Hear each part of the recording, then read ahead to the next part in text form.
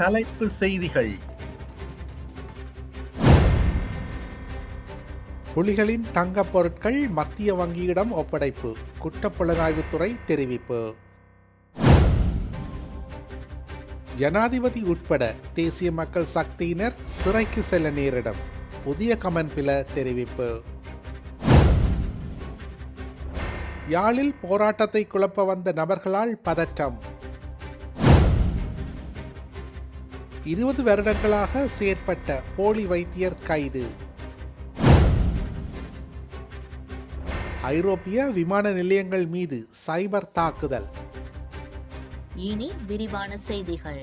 விடுதலை புலிகளுக்கு சொந்தமானதாக நம்பப்படும் 10,000 தங்க பொருட்களில் நீதிமன்ற உத்தரவின் பேரில் தேசிய ரத்ன கற்கள் மற்றும் நகைகள் ஆணையத்திற்கு அனுப்பப்பட்ட 6,000 பொருட்கள் இப்போது இலங்கை மத்திய வங்கியிடம் ஒப்படைக்கப்பட்டுள்ளதாக குற்றப்புலனாய்வு நேற்று கொழும்பு பிரதான நீதவான் அசங்க எஸ் போதரகமவிடம் தெரிவித்துள்ளது. மனிதாபிமான நடவடிக்கையின் போது வடக்கு மற்றும் கிழக்கு மாகாணங்களில் உள்ள முகாம்கள், சட்டவிரோத வங்கிகள் மற்றும் கட்டிடங்களில் இருந்து மீட்கப்பட்ட தங்க பொருட்களே இவ்வாறு மீட்கப்பட்டுள்ளன. 10,000 தங்க பொருட்களை ஆய்வு செய்து நீதிமன்றத்திற்கும் சிஐடிக்கும் விரிவான அறிக்கையை சமர்ப்பிக்குமாறு நீதிமன்றம் முன்னதாக தேசிய ரத்ன கற்கள் மற்றும் நகைகள் ஆணையத்திற்கு உத்தரவிட்டிருந்தது. தங்கத்தின் உள்ளடக்கம் மற்றும் எடையை குறிப்பிட்டு 6,000 பொருட்கள் மத்திய வங்கிக்கு மாற்றப்பட்டதாக குற்றப்புலனாய்வு அதிகாரிகள் நீதிமன்றத்தில் தெரிவித்துள்ளனர். வழக்கு நீதிமன்றத்தில் எடுத்துக்கொள்ளப்பட்ட போது முன்னேற்ற அறிக்கையை சமர்ப்பித்தே அவர்கள் இந்த தகவலை மேலும் சமர்ப்பித்துள்ளனர்.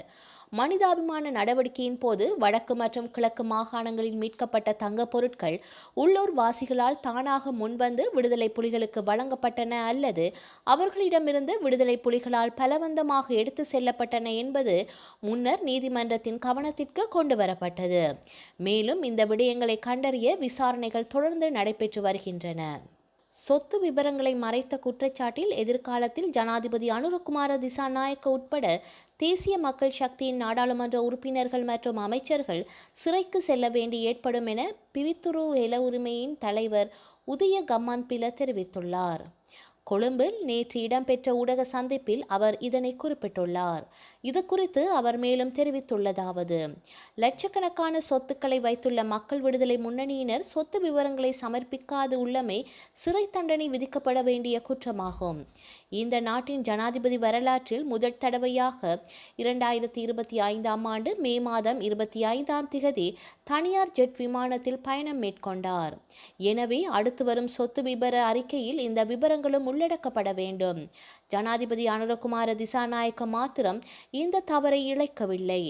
அமைச்சர் நளின் ஹேவகேவின் வங்கிக் கணக்கில் 23 லட்சம் ரூபாய் பணம் இருந்தது.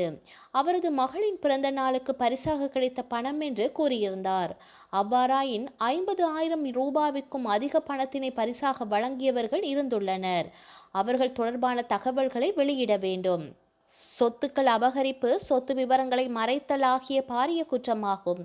எனவே எதிர்காலத்தில் ஜனாதிபதி அனுரகுமார திசாநாயக்க உட்பட தேசிய மக்கள் சக்தியின் நாடாளுமன்ற உறுப்பினர்கள் மற்றும் அமைச்சர்கள் சிறைக்கு செல்ல வேண்டி ஏற்படும் என அவர் தெரிவித்துள்ளார். வடக்கு கல்வியில் இடம்பெறும் முறைகேடுகள் தொடர்பில் நடவடிக்கை எடுக்க வலியுறுத்தியும் வடமாகாண கல்வி அமைச்சின் செயலாளரை மாற்ற வேண்டும் என கோரி யாழ் முத்திரை சந்தியில் அமைந்துள்ள வடமாகாண கல்வி திணைக்களத்திற்கு முன்பாக சிவசேனை அமைப்பினரால் திங்கட்கிழமை போராட்டம் முன்னெடுக்கப்பட்டது. குறித்த போராட்டத்தில் கிளிநொச்சி சென்ட் தெரேசா பாடசாலைக்கு நியமிக்கப்பட்ட அதிபர் உரிய தகுதி நிலைகளுடன் காணப்படாத நிலையில் வடமாகாண கல்வி அமைச்சின் செயலாளரால் நியமிக்கப்பட்டதாக குற்றச்சாட்டுகள் முன்வைக்கப்பட்டன.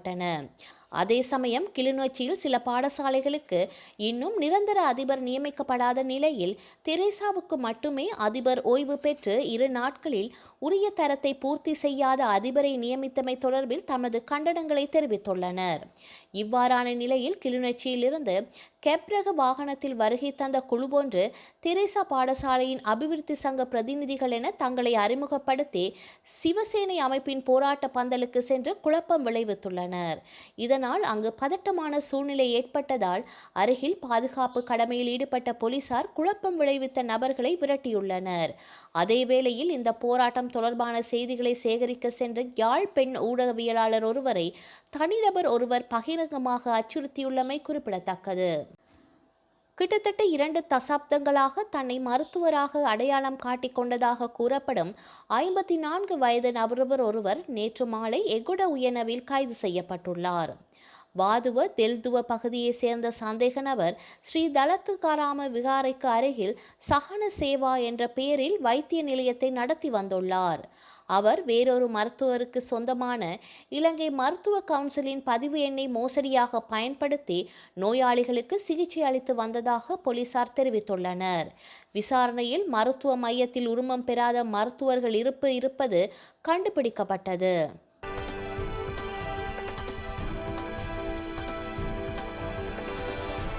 பிரிட்டன், ஜெர்மனி உள்ளிட்ட ஐரோப்பிய விமான நிலையங்கள் மீதான சைபர் தாக்குதலால் அங்கு விமான சேவை நேற்று 3வது நாளாக கடுமையாக பாதிக்கப்பட்டுள்ளது. உலகம் முழுவதும் பல்வேறு விமான நிலையங்களில் பயணிகள் வருகை மற்றும் விமான புறப்படுவதற்கான தொழில்நுட்ப சேவையை அமெரிக்க விமான போக்குவரத்து நிறுவனமான காலின்ஸ் ஏரோபேஸ் வழங்கி வருகின்றது. இந்நிலையில் காலின்ஸ் ஏரோபேஸ் தளத்தின் மீது கடந்த வெள்ளிக்கிழமை சைபர் தாக்குதல் நடைபெற்றுள்ளது. பிரிட்டன் நாட்டின் லண்டனில் உள்ள ஹீத்ரோ, ஜெர்மனியின் பெர்லினில் உள்ள பிரண்டன் பார்க், பெல்ஜியத்தின் பிரசல்ஸ் உட்பட பல ஐரோப்பிய நாடுகளின் முக்கிய விமான சேவைக்கான மென்பொருள் தளம் பாதிக்கப்பட்டதால் சனி, ஞாயிறு ஆகிய 2 நாட்கள் விமான சேவைகள் கடுமையாக பாதிக்கப்பட்டுள்ளன. தொடர்ந்து நேற்று 3வது நாளாக விமான சேவை கடுமையாக பாதிக்கப்பட்டது. பெல்ஜியத்தின் பிரசல்ஸ் விமான நிலையத்திலிருந்து நேற்று திங்கட்கிழமை புறப்படவிருந்த 140 விமானங்கள் ரத்து செய்யப்பட்டுள்ளன. அதேபோல சனிக்கிழமை 25 விமானங்களும் ஞாயிற்றுக்கிழமை 50 விமானங்களும் ரத்து செய்யப்பட்டதாக விமான நிலையம் தகவல் தெரிவித்துள்ளது. மேலும் சில விமான நிலையங்களின் வருகை லக்கேஜ் விவரங்களை கைகளில் எழுதி கொடுக்கப்பட்டதன் அடிப்படையில் அல்லது மடிக்கணினி பயன்படுத்தப்பட்டதன் அடிப்படையில் விமானங்கள் இயங்கி வருகின்றன. இதற்கும் நடைமுறைகள் மெதுவாக நடைபெறுவதால் பயணிகள் நீண்ட நேரம் காத்திருக்கும் சூழல் ஏற்பட்டது. காலின்ஸ் ஏரோபேஸ் தளம் முழுவதுமாக தொழில்நுட்ப கோளாறால் பாதிக்கப்பட்டுள்ள நிலையில் இந்த சைபர் தாக்குதலுக்கு பின்னால் இருப்பது யார் என இதுவரை தெரியவில்லை. ஆனால் இதன் பின்னணியில் ஹேக்கர்கள், குற்றவியல் அமைப்புகள் இருக்கலாம் என்று நிபுணர்கள் தெரிவித்துள்ளனர். ஐரோப்பிய ஒன்றியத்தின் சைபர் பாதுகாப்பு நிறுவனம் இது 3ஆம் தரப்பினரின் சைபர் தாக்குதல் என்று உறுதி செய்துள்ளதுடன் இது குறித்து சட்ட அமலாக்கல் துறை விசாரணை மேற்கொண்டு வருவதாக தகவல் தெரிவித்துள்ளது.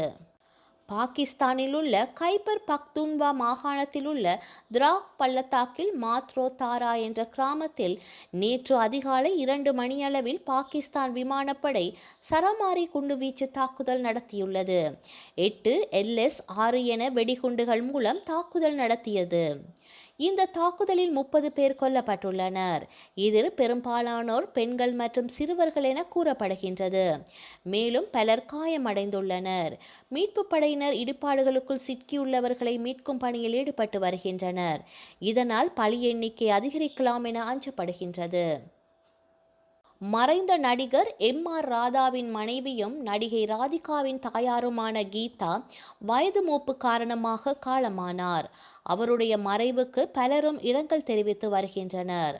மேலும் நடிகர்கள் நாசர், பிரபு உள்ளிட்ட திரைத்துறையினர் மறைந்த கீதாவின் உடலுக்கு அஞ்சலி செலுத்தினர். இந்த நிலையில் கீதாவின் மறைவுக்கு முதலமைச்சர் மு.க. ஸ்டாலின் இரங்கல் தெரிவித்துள்ளார். இது தொடர்பாக அவர் வெளியிட்டுள்ள இரங்கல் செய்தியில், நடிகர் M.R. ராதா அவர்களுடைய மனைவி கீதா ராதா மறைவுக்கு ஆழ்ந்த இரங்கலை தெரிவித்துக் கொள்கின்றேன். அவரது பிரிவால் வாடும் சகோதரி ராதிகா, சரத்குமார் உள்ளிட்ட குடும்பத்தினருக்கும் உறவினர்கள் மற்றும் நண்பர்களுக்கும் எனது ஆறுதலை தெரிவித்துக் கொள்கின்றேன் என தெரிவிக்கப்பட்டுள்ளது. வரலாற்றில் இன்று